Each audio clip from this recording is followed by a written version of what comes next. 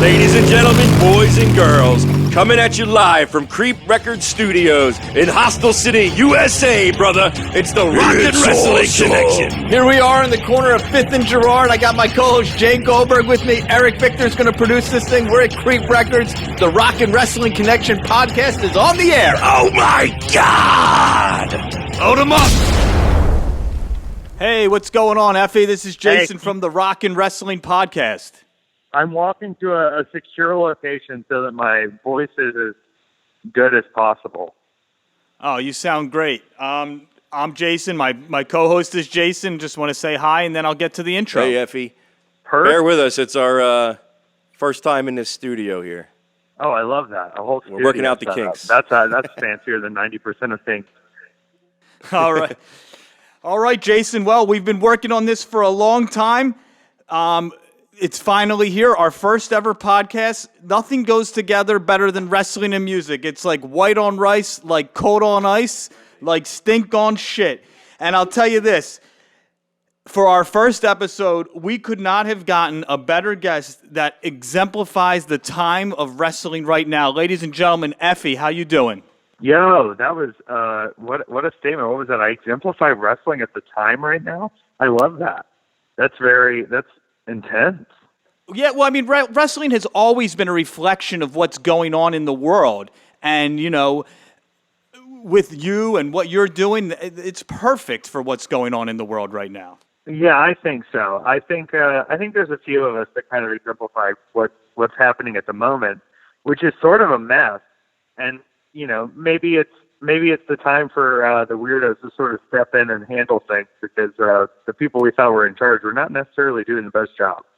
Absolutely. The normals are not doing a good job. But this is the Rock and Wrestling podcast, and our goal is to talk to wrestlers about music, and we'll get to some wrestling a little bit later. But when you were growing up, what kind of music was going on in the house? What kind of music was going on in the neighborhood? Well, you got to give the full story here because I was the child of two preachers' kids. So both of my parents' parents were ministers and pastors in respective churches. So there was a lot of that church music going on. But there was also a lot of like the Carpenters and female vocalists and Journey. And my mom had a pretty eclectic music view. I had a ton of vinyls from my mom, but they got stolen from the guitar player that played in that band, The Dangerous Summer, when he stayed at my house one time in college. I have a tight history with music. I mean, I played music in the church youth group. I played in rock bands in high school. I played in bands in college. I toured with bands in college. You know, I've seen kind of all the levels of music, and it's always been a part of my life up until wrestling, which really like kind of took over everything. So when did you start playing music, and how did that occur? So the first instrument I started playing viola when I was in 5th grade. And so I played viola all through high school. So it ended up being about, 8 or 9 years of pure viola action. And I got into guitar like right when I got into high school. So I played a lot of guitar. I started playing, more keyboard kind of stuff. But in high school, I started playing in these bands. And like the first band I ever played in was like a Christian rock band. And that was, it was sort of a test of marketing because I didn't feel too attached to the religion at that time, but it made sense and people were into it.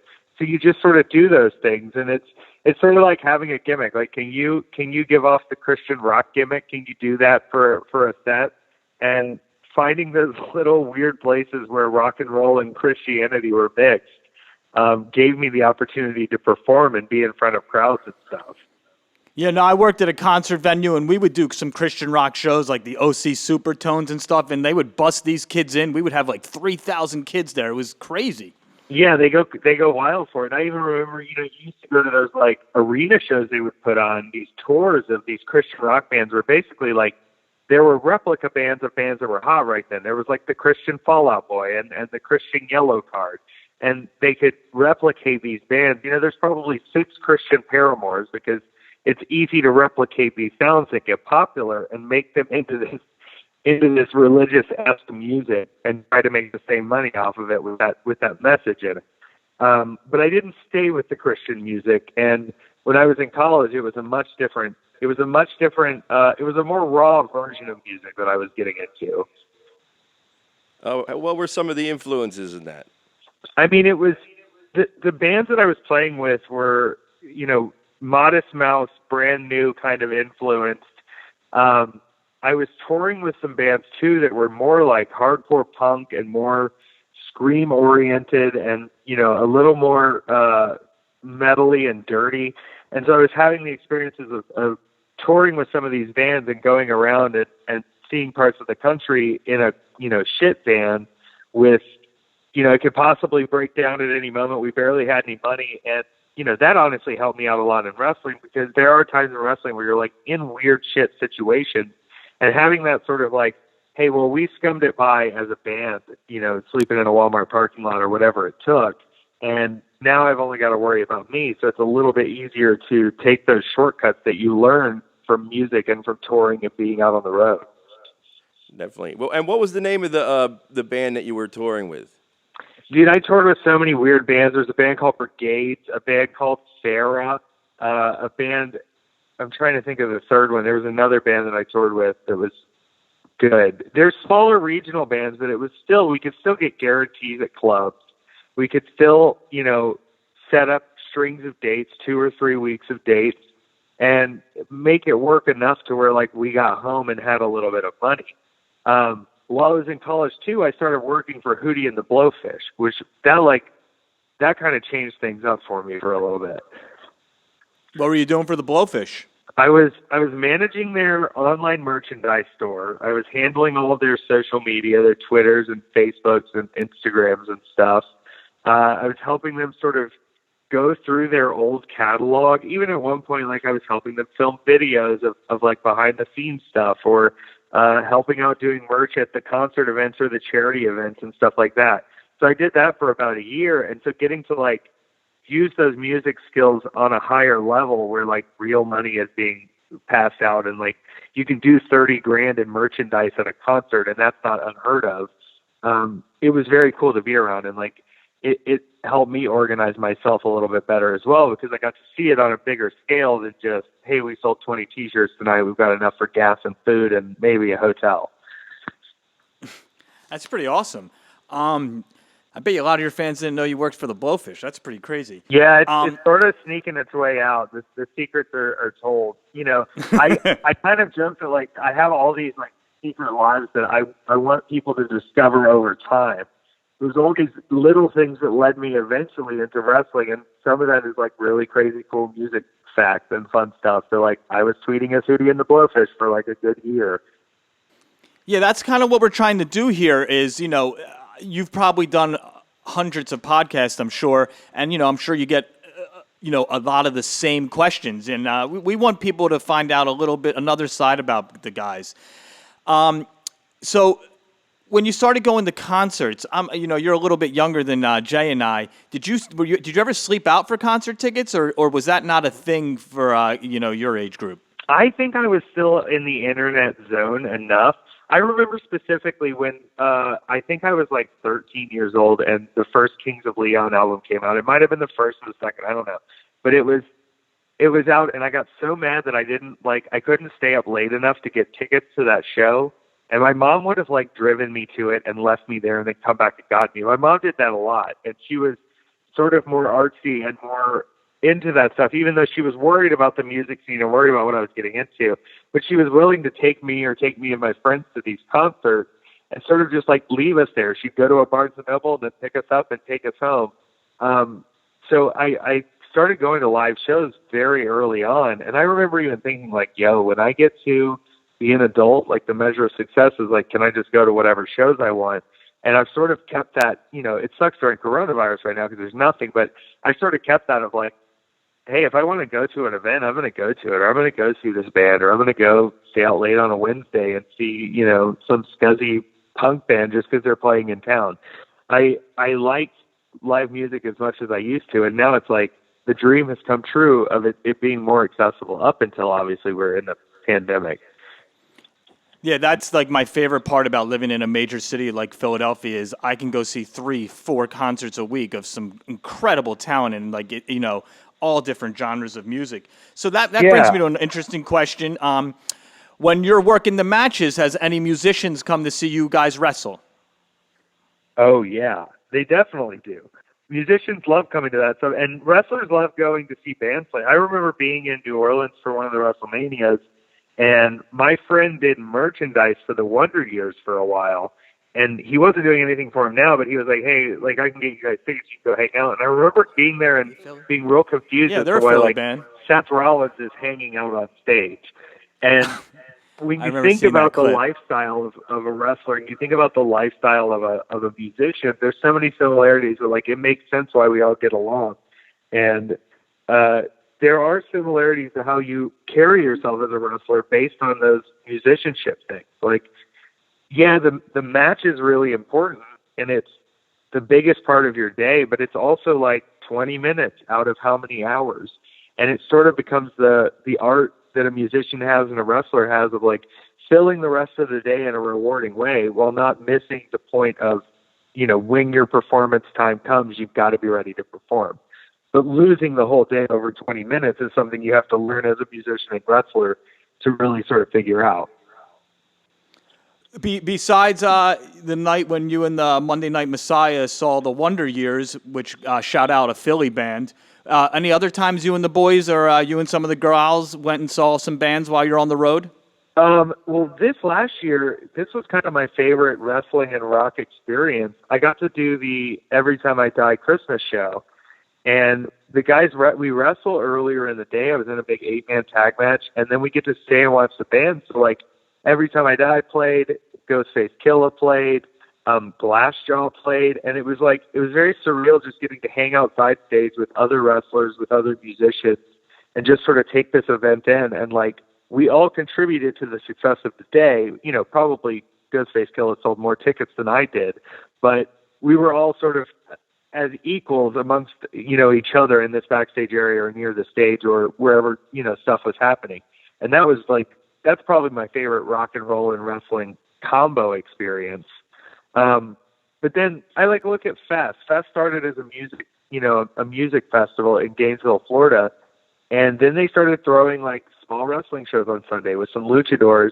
And out of that became, hey, we're going to be a wrestling promotion and also have bands play in our intermission and have metal bands play at our shows and also have shows within metal concerts. And I think this blend is going to be something that helps with wrestling going forward because it brings new eyes in because people get to come see the similarities of both things. Yeah, they had that great show lined up that got canceled, along with your show getting canceled in WrestleMania this year. Yeah.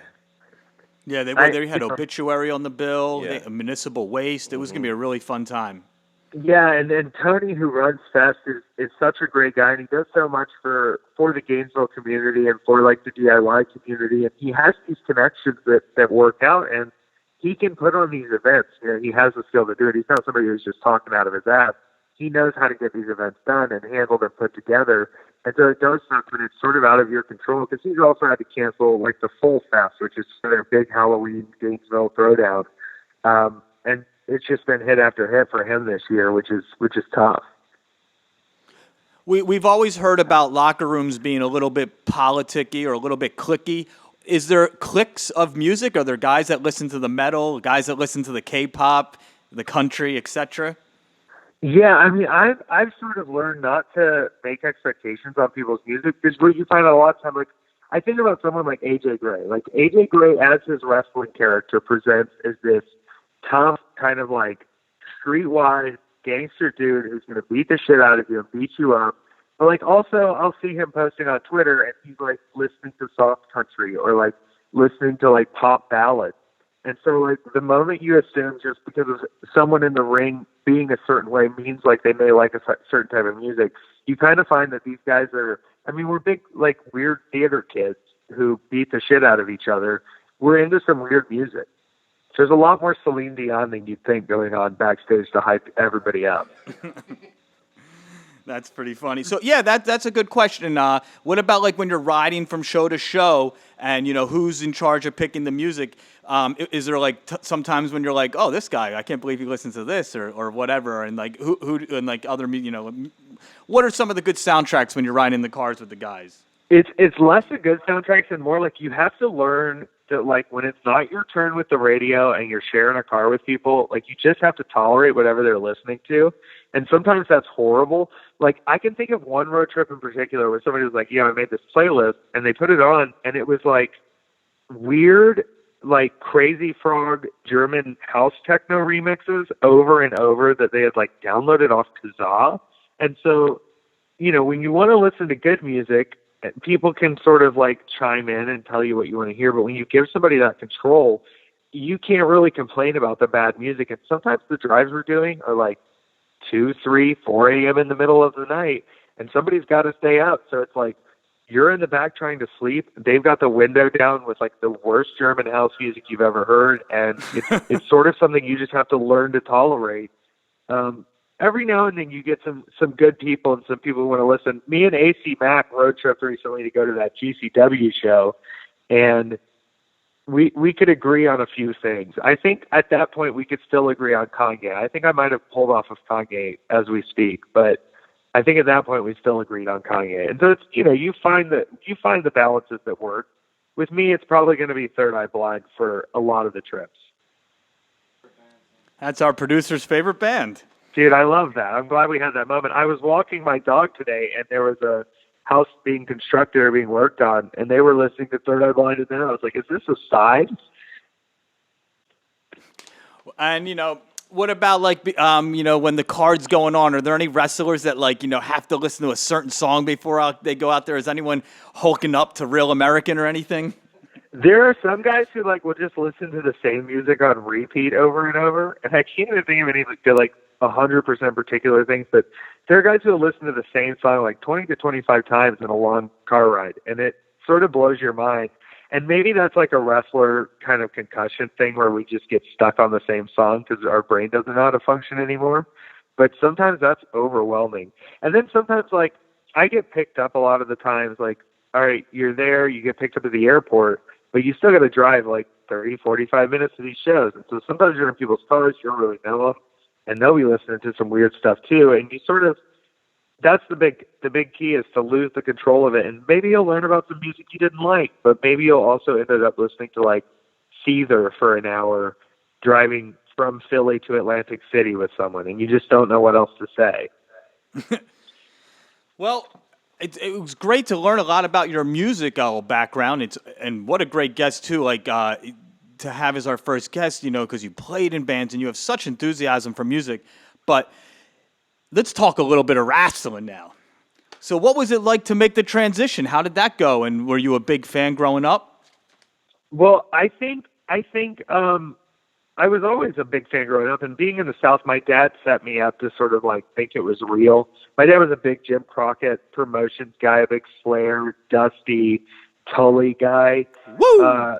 And so he loved all that in the house. And so it was around a lot. And like when I was in middle school watching it, I could get the UPN station to my room to watch SmackDown, but I couldn't get the USA Network in my room to watch Raw. So I could only ever watch the first hour of Raw, but I could watch all of SmackDown and I could watch it in my room.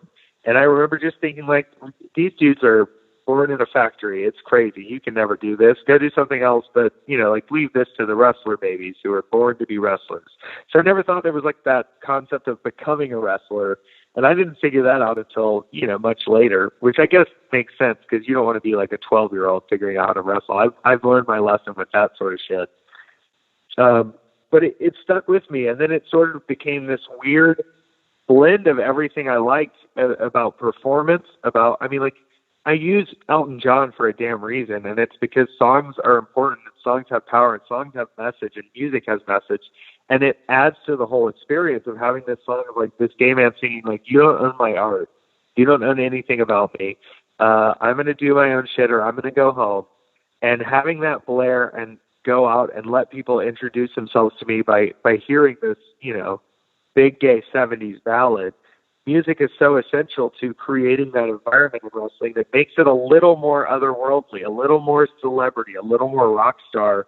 And we have to find not only like the performance aspects of music and wrestling, but also like moving the business aspects over. When I got into wrestling, I used all those music industry tricks to make stuff work for me. I knew about merchandising. I knew about branding. I understood this stuff.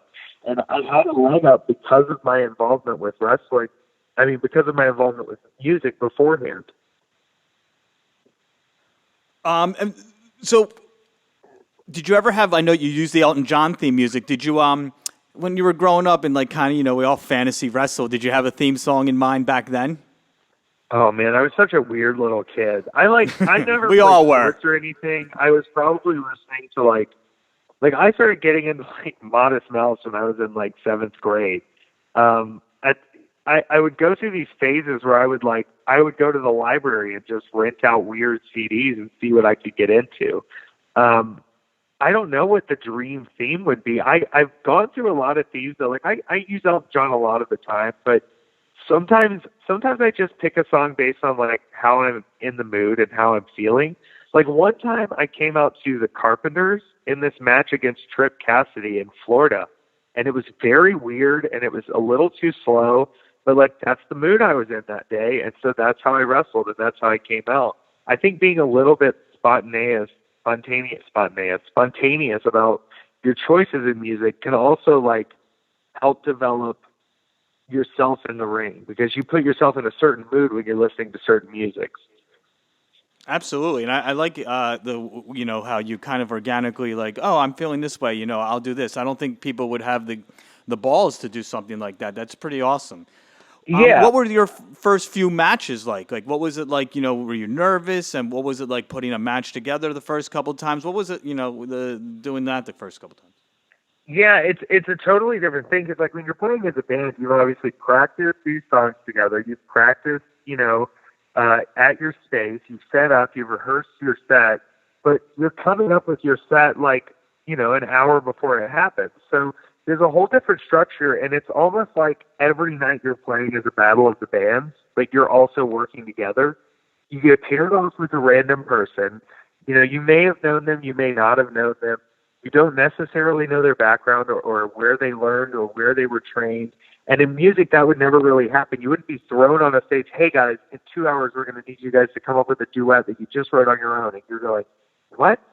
That doesn't make sense. So there's this off-the-cuff thing that music sometimes strays away from. And like, obviously we can go see jam sessions and free-form jazz.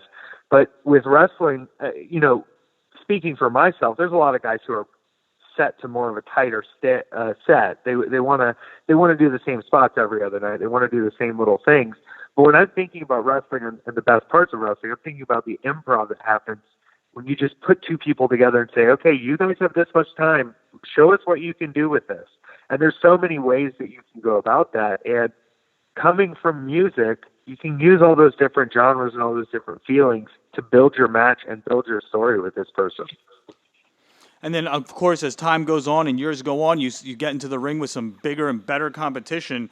I want to bring up some of the guys and see what you thought about some of those matches. Of course, we would have to first bring up Shlak. Jason, my co-host, is in 2 rock bands with Shlak. And, boy, that gimmick where he pulls the bag and puts it on your head, I mean, there's nothing more scary than that in pro wrestling. Yeah, I figured out pretty early on. I've had two singles matches with Shlak, and Shlak doesn't stop, which isn't a bad thing necessarily. But like, you got to know he's coming, he's ready. He tells you it's going to happen, and it comes at you full force. And I think the music he plays probably reflects that as well, because it's constantly full force. There's no like slow down moment with him, and it can be overwhelming to be like in the middle of, but it also pulls something out of you that's like, this gnarly version of yourself has to exist there to survive. And, you know, it's like blending that metal into your music. The music you're making just got blasted with hardcore metal. What happens now? How do you react? How do you feel with that? How does your personality mesh with that person? And how do they bring the better parts of you out? He's crazy. No, that match in Philly was off the charts. I mean, I even had to turn my head a couple times. I mean, there was puddles of blood on Yeah. the Oh, canvas. yeah. It was a tense match. You are also in the ring with the innovator of violence, Tommy Dreamer. Yeah, what a strange story with me and Dreamer. And we've gotten to hang out a few more times since then. But on that particular day, his dog was like on its last legs and was about to die. So every time I would go up to him and be like, "Hey, Tommy, like, just let me know when you want to call stuff." And like, obviously, I've watched a ton of ECW. I know Tommy's spots. I know the Dreamer spots. But like, to have him sort of be on edge for a completely different reason and be going into this match, I think it sent my nerves up a little bit. But like, he kept everything so cool and he made it such a fun experience. And then he went back to being worried about his dog. It was just like, what a pro, what a professional. And the next two guys I want to talk about are two of the names that are really rising in the business. Darby Allin. You wrestled him once. I did. I beat Darby Allin. So this is a real story. I beat Darby Allin with a headlock takeover. And later on, he beat MJF in a similar fashion in PWG with a headlock takeover. I hope that us working together inspired him to come up with that other match finish, because when we did it in the building, people couldn't believe it happened. And we wrestled a whole regular match. We went through everything, and then we did the finish with a headlock takeover making the pin. And people were like kind of shocked and didn't really know what to do. It was pretty crazy.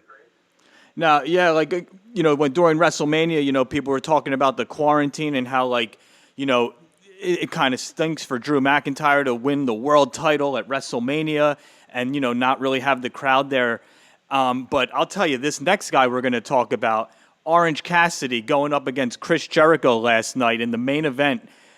I really think he might have lost the most with the crowd not being there. I can only imagine what this crowd would have been like for a Jericho-Orange Cassidy feud. What was it like being in the ring with him? That the crowd is so reactionary to him, huh?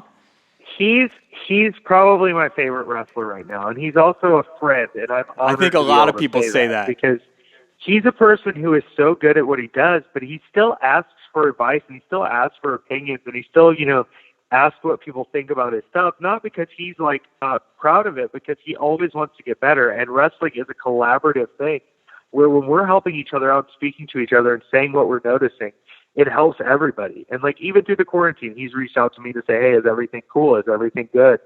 The thing about Orange Cassidy that clicked, and I've said it before, but I think I should repeat it all the time. We're in an era where it's hard to be not apathetic. Our government is fucked. Everybody's a child sex criminal. Our economy is built on bullshit and lies. Everything is just fucked. We're having to look into our future and think about how we retire and even buy houses. It's out of control. And when you have someone on screen who has been able to brush off all the negativity and who isn't worried about stuff and who isn't worried about showing up and being the greatest of all time, and it's just there, and he's like, "Hey, I'm hanging out and I can't really be bothered to give a fuck except when I need to," because when he turns it on, we can get everything done. And I think of people my age and millennials, how reflective that is of, we're not going to give a fuck about a lot of stuff. Maybe social norms, maybe, yes ma'am, yes sir, maybe dressing the way you think professionals should dress when they show up to a show. But when it's time for us to turn up for ourselves, we'll give you 150%. And on a national scale, I think it's something that TNT clearly has seen. I don't know how much AEW, they clearly know what they're doing now, but I think there was confusion for a little while, because I know TNT was a big proponent in making sure he was on TV every single week. And they know their audience. They know the people that they're trying to get to watch their show. And I think they can click with his apathy at that main event level and bring in people who never thought they were going to watch wrestling. First off, what you were talking about the world was very on point, and then what you were just saying there was even more on point, because my brother and his wife, who are just extremely casual wrestling fans, a few months ago called me up and go, "Orange Cassidy's our favorite wrestler. We go on YouTube and watch them together." Like, TNT caught the buzz, It's incredible, and it's the most old school of gimmicks too, because he sells in the heat. He knows how to sell. He knows how to kill his time and slow things down and then turn it up really quick and make that moment when it's big, when it explodes, when it's happening fast. That's the most old school wrestling you can have, because it's those chop down, build up moments, and he's so good at being patient with them. And you just don't see that a lot anymore. It's a lot of boom, boom, boom, boom, boom. Now we're on the outside, instead of taking those little moments to breathe in and show people, this, I just got my ass kicked right here. How am I going to get back up? Boom, look at the magic. You earn it at that point. And you've been in the ring with a bunch of women, too. And not only some of the biggest names and future biggest names in the business right now. I'd like to go through a few of those with you. Oh, yeah. What was it like? I love wrestling women. What was it like being in the ring with Maria Manic? Holy shit, dude. She is a storm. She's a tornado happening on top of you. And she hits so fucking hard, and she's so strong. She's so freaking strong that she can just toss me around. Like, I'm a 215-pound man, and she was just tossing me around. It was intense. I think the first time I saw her, I knew right away this girl was going to be a superstar. I mean, the way she walks around the ring and searches for her prey, it reminds me of Stan Hansen. And there's no fear in her at all, you know? And that's like, even when she's getting beat up, even when she's down, there's always that upward fight with her, and it's incredible. Yeah, I really see a huge future for her. What was it like wrestling Su Yung? Yo, one of my favorite people. We've had quite a few encounters together, sometimes in six-men, sometimes in, singles competition, sometimes in, like, scramble ladder matches. And she just has such an eye for, like, creative ways to do simple things.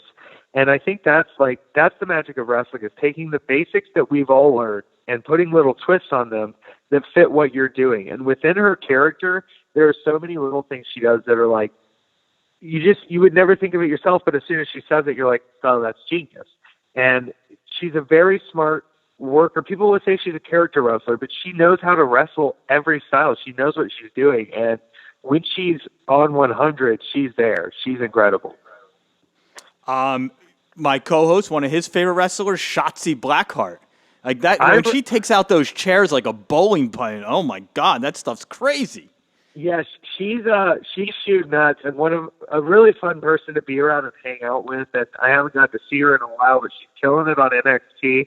The first time we wrestled, it was a regular singles match. We wrestled in North Georgia in a pretty historic building for this area where, like, NWA, I think Anarchy used to film. We did that match, but the match that I had more fun with, we did at the Fantasy Supercon Wrestling. I was dressed as Hopper from Stranger Things, and she was dressed as the Nun from The Conjuring and the Nun series. And so basically we just ran a bunch of Undertaker spots where she no-sold everything. I had fake cigarettes to smoke on the outside of the room. She did big top rope shit and, like, dead man stuff. It was incredible. I had so much fun doing that, because when you're wrestling as a character that is not yourself, and I think people who play, like, cover sets in bands understand this, there's a freedom that comes with pretending to be someone else that you don't normally have in your performance. And both of us were feeling super free that night. It was really fun. And it wasn't a crowd of wrestling fans. So, like, they didn't give a fuck about either of us, but they were there to be entertained, and we got to just play characters and have fun with it. And of course, you play I don't even know if you call it a gimmick. I mean, you it's pretty much, your lifestyle, the way you portray yourself in the ring and the fans. What did you think about some of the other wrestlers that kind of, like, were similar to that, like an Adrian Adonis or a Goldust? Well, I got to meet Adrian Street once, and he did not like me, and he refused to do a segment with me, and I have no idea why, because he was, like, living in Florida at the time, and it was a whole thing. So he ended up, like, ignoring off on me. I think it's good to watch those guys, but it's also good to watch it with a little bit of an air of skepticism, especially if they are performers who are straight and are acting gay or pretending to be gay. I know Goldust has said, like, he regrets a lot of the stuff he did. He sort of had a back and forth, and I think we have to look at it in the context of when it was there. I've said recently, like, wrestling used to be, racist, homophobic, sexist, misogynistic, transphobic. It was all these things because it was reflective of what the ticket purchaser was wanting. It was reflective of casual attitudes at the time, and it was reflective of what would get people in the door. You could advertise these things that were stereotypically racist or sexist or misogynistic, and you could sell more tickets. And now we're seeing sort of the opposite of that in the portrayal of characters and the portrayal of how we are presenting ourselves not as stereotypes as much and filling a new role in wrestling. You're sort of seeing the content of wrestling shift to be more open, to be more inclusive, because that's what's selling tickets. And so the guys who are going against that grain and still trying to be in this old school are missing the boat on what wrestling truly is, which is wrestling is a way to sell tickets to get in the door and to provide fans entertainment. And if you're selling the most tickets, your wrestling is valid. If those things don't sell tickets anymore because we're a more aware society and we're more in line with people who are suffering or oppressed group, put our money somewhere else, what you're going to see is those businesses succeed that are actually inclusive and are paying attention and are taking these things seriously. What about, did you remember Angel from XPW? Yes, I do. Now that's a little bit more closer to what you're doing. I mean, that guy was a crazy in-the-ring wrestler. Incredible wrestler, had some contests with some SoCal legends, and like you go back to that XPW stuff, Angel was doing some crazy-ass stunts. But Angel would lean in because like that was sort of the attitude at the time, and he was sort of in on the joke with everyone by not making it a joke, but letting it be as risque as it could be because you knew it would push people. And that's the kind of like, no pun intended, hardcore shit we need. Do you have any with the COVID? I'm sure that you've had a lot of stuff canceled. Are you getting back into the swing of things now that like some of the indies are running shows again? Yeah, I mean, it's definitely a hassle though. Like I sat in a line for 3 hours yesterday to get a COVID test just to make sure I'm safe, for these upcoming shows, and I'll have to do it again and I'll have to do it again. And that's just like, it's the price right now. And I look at, we did the GCW show in Indy and like, it costs a lot of extra money to set up sanitizing stations, to provide masks, to sanitize everyone, to have temperature thermometers, to have tents. There's a lot of things that come with that, but if you don't take those precautions right now, you're not going to have a promotion in a year or in 3 months.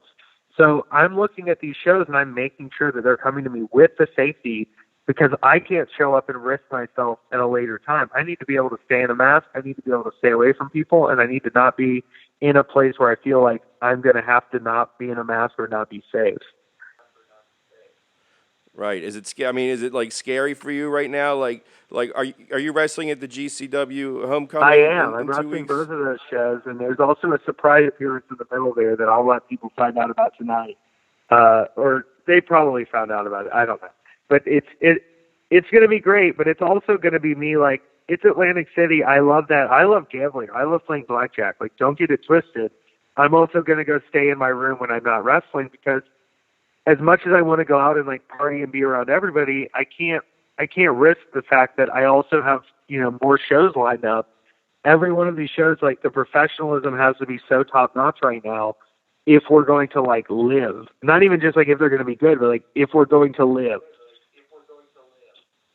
Yeah, it's wild times. What else do you have coming up? Do you want to plug anything? Yeah, man. I mean, I'm on my Twitch constantly, and it's been really fun. I play video games sometimes. Sometimes we do party games where everybody can play on their phone. It's twitch.tv/Effy Lives. But our mainstay show right now is Monday Not Raw, where we are running up against Vince on Monday nights, and we are showing diverse, different wrestling, whether it be we did a week where it was black women of color in wrestling. We did a week that was intergender matches. We did a week that was all LGBTQ. I think we did 2 or 3 weeks that was all LGBTQ.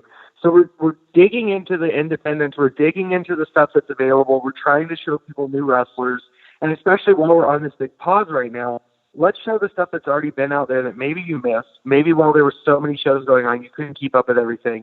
We can show off these people, and then hopefully when the virus is over, when we get past all that, we can have a new crop of talent that can step up and is ready to fill those roles that are going to need to be filled. It's about getting new people over right now and getting our spaces safe again. Yeah, well, thank you very much. I really appreciate you coming on and being our first guest. I love that. I couldn't have asked for a better... you had some great stories, man. It was really fun to listen to you talk and hear some of your philosophies on wrestling and music. It was absolute pleasure. Yeah, well, let's keep it rolling. Rock and wrestling forever. I'm glad to be the first. I appreciate it. Absolutely, yeah. I mean, hopefully, maybe we could bring this podcast the next time they do the Rock and Wrestling show. We can do it live. Let's do it. Get a mic in front of me.